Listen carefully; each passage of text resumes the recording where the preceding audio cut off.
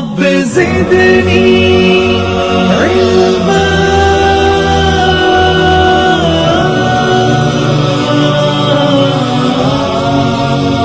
الله والله والله والله الله والله والله والله. السلام علیکم ورحمۃ اللہ وبرکاتہ.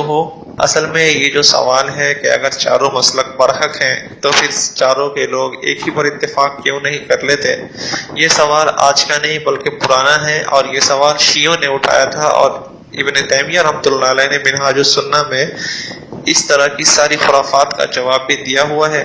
لیکن اسی کی دیکھا دیکھی آج جو خود کو یہ باور کراتے ہیں کہ ہم حدیث پہ چل رہے ہیں اور اہل حدیث کہلاتے ہیں، شیعوں کی دیکھا دیکھی یہ اعتراض اہل السنہ والجماعہ سے کرتے ہیں، جیسے کہ شیعوں نے اس وقت سنیوں سے کیا تھا، آج اہل حدیث اہل سنت سے کر رہے ہیں. تو جو جواب ابن تیمیہ رحمۃ اللہ علیہ نے دیا تھا شیعوں کو، وہی جواب آج کے اہل سنت والجماعت دیں گے اہل حدیثوں کو.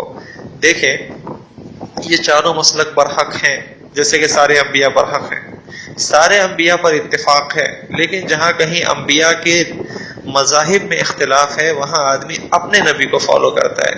ویسے چاروں مذاہب برحق ہیں، اور جہاں ان چاروں مذاہب میں اختلاف ہے، وہ اختلاف کیوں ہوا؟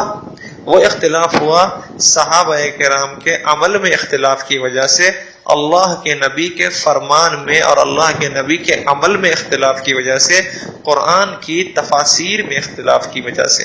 تو وہاں پر آدمی اپنے مذہب ہی کو فالو کرے گا، اپنے مسلک ہی کو فالو کرے گا، یعنی آسان لفظ میں اماموں کو برحق مانتے ہوئے اپنے امام کو پر عمل کرے گا. جیسے کہ محمد رسول اللہ کے ہم امتی ہیں اور ہمارے مذہب میں سجدہ تعظیمی جائز نہیں، لیکن حضرت یوسف علیہ السلام کے مذہب میں سجدہ تعظیمی جائز تھا، تو ان کو برحق ماننے کے باوجود ہم سجدہ تعظیمی نہیں کریں گے. ویسے ہی امام شافعی رحمۃ اللہ علیہ کا اگر امام اعظم سے اختلاف ہے تو امام شافعی کو برحق ماننے کے باوجود ہم مذہب احناف پر ہی رہیں گے. اور مذہب احناف پہ رہنے کا یہ مطلب ہرگز نہیں ہوگا کہ امام شافعی کو برحق نہیں مانا. کیوں؟ اگر برحق مانتے تو عمل کرتے. اس کا جواب یہ ہے کہ برحق مانتے ہوئے عمل ایک پہ کیا جائے گا، جیسے کہ صحابہ کرام کی ساری جماعتیں برحق تھی لیکن عمل ایک پہ ہوتا تھا. کتاب الحج، صحیح بخاری کتاب الحج کے اندر حدیث موجود ہے کہ مدینہ منورہ سے حضرت زید بن ثابت رضی اللہ تعالی عنہ کی ایک جماعت حج کرنے گئی، ان کے ماننے والوں کی جماعت. اب وہاں واقعہ پیش آیا کہ طواف وداع، یعنی ایک آخری طواف ہوتا ہے جو حج کے ارکان پورا ہونے کے بعد کیا جاتا ہے. اس طواف وداع سے پہلے عورت کو حیض آ گیا. اب سوال کھڑا یہ ہوا کہ یہ عورت پاکی کا انتظار کرے اور پھر پاک ہونے کے بعد طواف کر کے لوٹے گی، یہ کہ اس سے یہ طواف معاف ہو گیا ایسے ہی چلی جائے؟ تو حضرت عبداللہ ابن عباس رضی اللہ تعالی عنہ نے فرمایا اس سے طواف ساقط ہو گیا، معاف ہو گیا، وہ چلی جائے. لیکن ان لوگوں کے ذہن میں، مدینہ والے لوگ جو حج کرنے گئے تھے مستورات کے ساتھ، حضرت زید بن ثابت رضی اللہ عنہ کے ماننے والے لوگ، ان کو یاد آیا کہ یار اس میں زید بن ثابت رضی اللہ عنہ کا مسلک کچھ اور ہے. تو ان لوگوں نے یہ فرمایا کہ ہم زید بن ثابت کے فتویٰ کے آگے آپ کی بات کو نہیں لیں گے. لا ندع قول زید بقولک، کہ ہم آپ کے قول کے سامنے زید بن ثابت کے قول کو نہیں چھوڑیں گے. تو دیکھیے اب کہ انکار نہیں کیا عبداللہ ابن عباس رضی اللہ عنہ کے برحق ہونے کا. برحق تو تھے، مانتے تھے، لیکن عمل زید بن ثابت کے رضی اللہ تعالی عنہ کے مسلک پہ ہوا. اس کی سینکڑوں مثالیں ہیں. خود صحیح بخاری کے اندر کئی مثالیں موجود ہیں. خود صحیح بخاری کے اندر ایک دوسرا واقعہ ہے، غزوہ بنو قریظہ کا واقعہ. اللہ کے نبی صلی اللہ علیہ وسلم نے بنو قریظہ کی طرف روانہ کیا صحابہ کرام کی جماعت کو، اور فرمایا لا یصلین احد العصر الا فی بنی قریظہ، کہ تمہیں بنو قریظہ جا کر کے ہی عصر پڑھنی ہے. میں آپ کے سمجھانے کے لیے بولوں شہر کا نام، جیسے کہ باندرا سے روانہ کیا یہ کہہ کر کے چرچ گیٹ جا کر کے ہی عصر پڑھنی ہے. اب ہوا یہ کہ چرچ گیٹ سے 2 اسٹیشن پہلے ہی ٹریفک کے جام ہونے کی وجہ سے جو ہے عصر کا ٹائم ختم ہونے لگا. تو اب عصر کی نماز کو قضا کر دیں، یہ کہ عصر کی نماز کو قضا کر کے وہاں چرچ گیٹ پہنچ کے نماز پڑھے، یا یہ کہ قضا نہ کرے یہیں پڑھ لے. اس میں صحابہ کرام کا اختلاف ہو گیا، کیونکہ صحابہ کرام کو یہ کہا گیا تھا کہ تمہیں بنو قریظہ پہنچ کر ہی اثر پڑنی ہے، تم میں سے کوئی اثر نہ پڑے مگر بنو قریظہ ہی پہنچ کر۔ تو اب صحابہ کرام میں دو جماعت ہو گئی، ایک نے فرمایا کہ اللہ کے نبی صلی اللہ علیہ وسلم جان رہے تھے کہ ہم آسانی کے ساتھ اثر کے وقت تک ہی بنو قریظہ پہنچ جائیں گے، اس لیے انہوں نے فرمایا تھا کہ وہاں جا کے پڑھنا، لیکن اگر نہیں پہنچ گئے کسی مجبوری کی وجہ سے تو قضا کاہے کو کرنے کا، کیونکہ اللہ رب العزت نے قرآن میں تو فرمایا ہے نا ان الصلاۃ کانت علی المؤمنین کتابا موقوتا، کہ نماز اس کے ٹائم پہ فرض ہے، تو پھر ٹائم سے کراس کیسا کرنا؟ اس لیے ایک جماعت نے جو ہے وہی نماز پڑھ لی، لیکن صحابہ کرام میں دوسری جماعت وہیں پہ فوراً بنی اور فرمایا کہ اللہ کے نبی کے الفاظ جو ہیں جو زبان مبارک سے نکلے ہیں اس نے یہ بتایا ہے کہ بنو قریظہ جا کے پڑھنا ہے، تو ہم وہیں جا کے پڑھیں گے، وقت ختم ہو گیا تو ختم ہو گیا، اللہ کے نبی کے فرمان کے آگے ہم اور کچھ بھی نہیں دیکھیں گے۔ تو دیکھیے آپ یہاں پہ دو جماعت بن گئی، ٹھیک ہے، ایک کے نزدیک اس وقت نماز پڑھنا جائز نہیں رہا، دوسرے کے نزدیک اس وقت نماز پڑھنا جائز رہا۔ تو یہاں پر اختلاف ہوا جائز ناجائز کا، جیسے کہ اختلاف ہوتا ہے امام مالک اور امام اعظم میں یا امام شافعی اور امام اعظم میں جائز ناجائز کا، تو صحابہ میں جائز ناجائز کا اختلاف ہونے کے باوجود دونوں حق پہ رہے، کیونکہ جب دونوں یہ لوٹ کے آئے نبی کریم صلی اللہ علیہ وسلم کے پاس تو اللہ کے نبی صلی اللہ علیہ وسلم نے دونوں میں سے کسی کو برا بھلا نہیں کہا اور دونوں ہی کی تعریف کی، یعنی ہماری زبان میں دونوں کی پیٹھ تھپ تھپائی اور شاباش دیا۔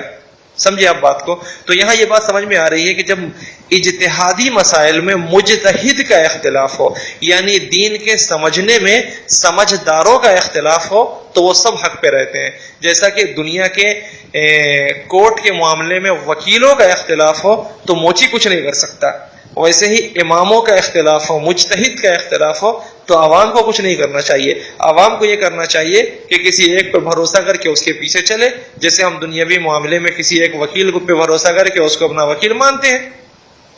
امید ہے ہماری بات سمجھ میں آ گئی ہوگی، اور یہ ایک ڈھکوسلا ہے، خوبصورت انداز میں کیا جاتا ہے۔ اصل میں باطل کے ڈھکوسلے دیکھنے میں تھوڑے خوبصورت ہوتے ہیں، جیسا کہ یہودیوں نے ایک ڈھکوسلا ایک مرتبہ رچا تھا کہ بھائی دنیا میں اختلاف کرنا چاہیے یا نہیں، تو سب نے کہا نہیں کرنی چاہیے۔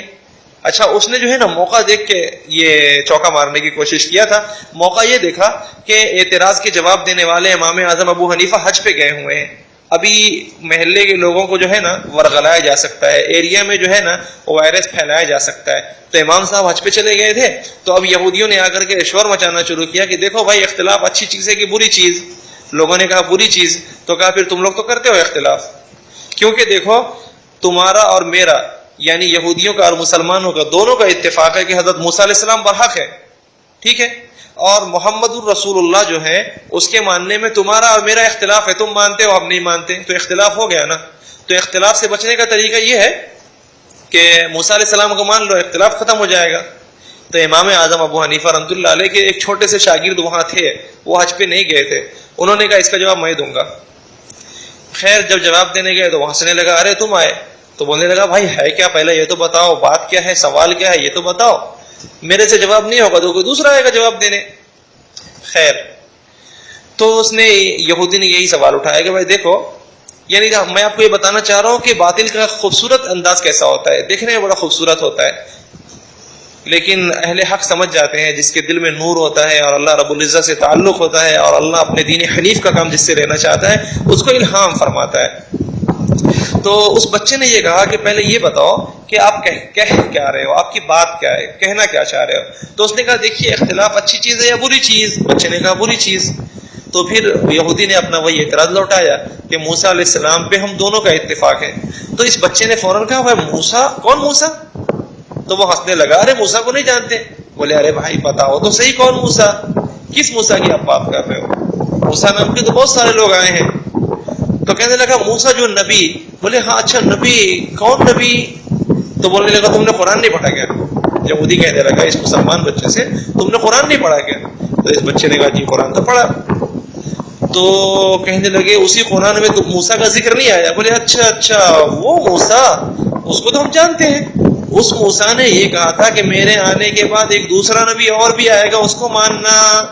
تو حضرت موسیٰ کو تو ہم مان رہے، تم کہاں مان رہے ہو؟ چلو جلدی کلمہ پڑھو۔ تو پھر باطل جو ہے دم دبا کے بھاگتا ہے، یا تو بھاگتا ہے یا پھر ضد کرتا ہے۔ اگر وہ چاہتا تو ضد کر سکتا تھا، کیا ارے تم موسیٰ کا انکار کر دیے، تم موسیٰ کو نہیں مانتے، موسیٰ کو نہیں پہچانتے. لیکن خیر اس وقت اس کی عقل نہیں چلی اور وہ اس پیترے پہ تو نہیں آیا، لیکن گھمانے کی کوشش کیا تھا مگر آخرکار ذلیل ہوا. تو یہ سب باطل کے پیترے ہیں، دیکھنے میں خوبصورت لگتے ہیں لیکن حقیقت میں جو ہے نا ڈھول کی طرح اندر سے خالی ہوتا ہے. یہ اعتراض بھی اسی جیسا ہے. امید ہے بات سمجھ میں آ گئی ہوگی. خلاصہ یہی ہے کہ اجتہادی مسائل میں ہر مجتہد اپنے اپنے طور سے حق پہ ہے اور اللہ ہر ایک کو اجر دے گا.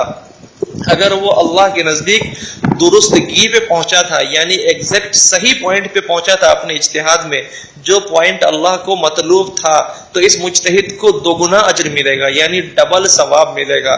اور اگر بائی چانس وہ غلطی پہ پہنچ گیا تھا، جو اللہ کی منشا کے خلاف جو مطلب تھا وہاں پہنچ گیا تھا یہ، تو بھی اللہ اس مجتہد کو ایک اجر دے گا. صحیح بخاری کی حدیث ہے.